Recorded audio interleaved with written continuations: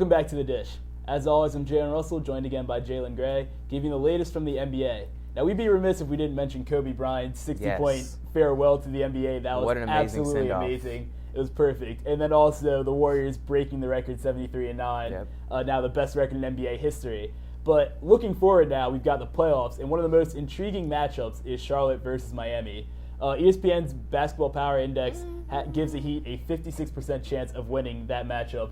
Do you think Charlotte can actually pull off that upset, as much as it's an upset since they have the same record, but seeding-wise, Miami's higher? I definitely do not think that Charlotte's going to pull out this upset. I mean, history is just doomed to repeat itself here. I mean, they've made the playoffs once in the past 5 years, and they were swept actually by Miami. Now, this is a different-looking Miami team. Completely different but, team. I mean, besides that, Miami's 5th in points allowed, so their defense is clicking at the right moment. But they're 23rd in points per game for themselves.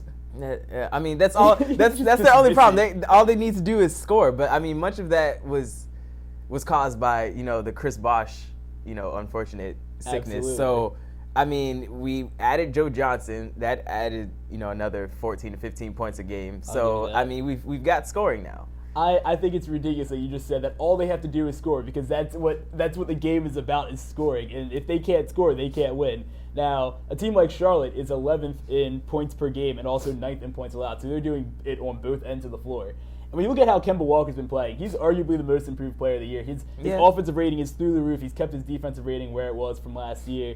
And they've got a whole bunch of weapons, which is what I like about the Charlotte team. I think Miami is one of the most dangerous teams in the Eastern Conference. Don't get me wrong. I believe they match up well depth against a team like Cleveland. But when you look at Charlotte, they have 5 different guys that can go off for 25, 30 points on any given night. So you said they would match up with a team like Cleveland. Absolutely. Because that's more star power for star power kind of thing. But when you they can't beat Charlotte. So basically you're saying that Charlotte has a good chance of beating Cleveland as well.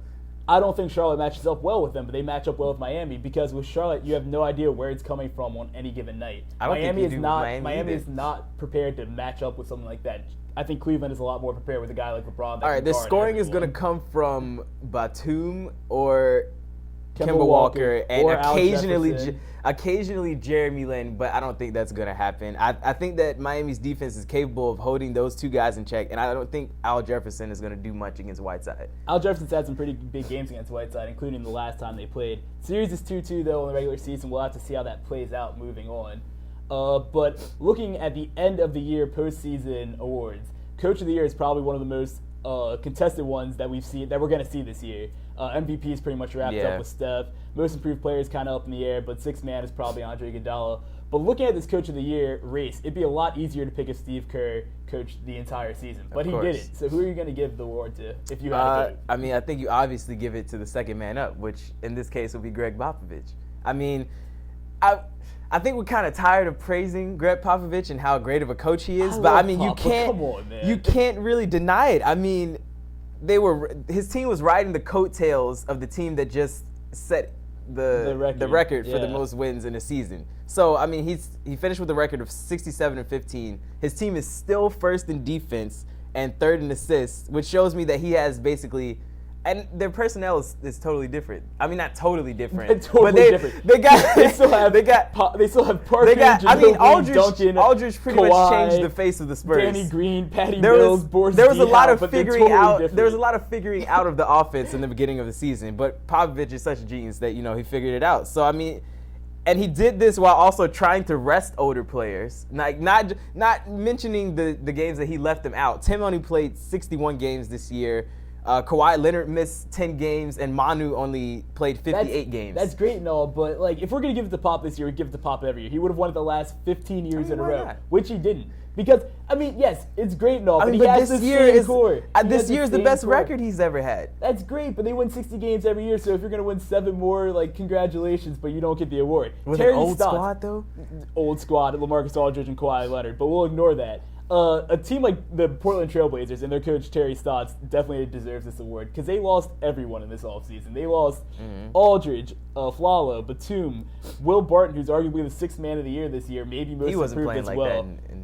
But now he is. Who knows? He would have just blossomed into this. Steve Blake also left. Robin Lopez, Wes Matthews. They had so many weapons leave this year, and they still are fifth in the Western Conference. I mean, that's impressive, but like, how much of that can you really attribute to coaching? I mean, it seems like Damian Lillard and CJ McCollum are just having amazing years. I mean, Damian Lillard is scoring 25, CJ is averaging 21, and the next best guys are, I think, average 10. That's true, but I think to get this team to rally and not to just say we're going to tank and we're just going to lose all these games, try to get a high draft pick after losing that much talent. Why would you try when you have Damian Lillard, who's a rising star in the league? Like, I think you still had a shot then. I mean, it didn't look good at all. No one expected them to make But the I mean, playoffs. they're also 21st in assists, which shows me that it's not anything that the coach is doing with the offense. It's just the fact that Damian Lillard and CJ McCollum have gotten the green light to just go out and shoot every night. And that's been enough for them. But that's all we have for you this week on The Dish. Thanks for watching. Have a good week.